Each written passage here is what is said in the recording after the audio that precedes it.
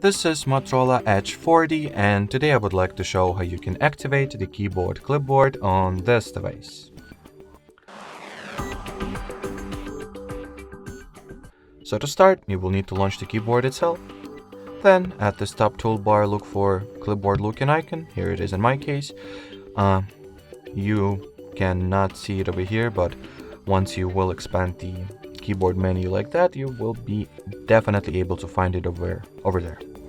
Anyway, so tap at the clipboard icon, and once you've made it to the clipboard section of your keyboard, you can enable it by either switching on this toggle or tapping at this turn on clipboard button. Alrighty, so that will be it for this video. Thanks for watching, thanks for your attention, and bye bye.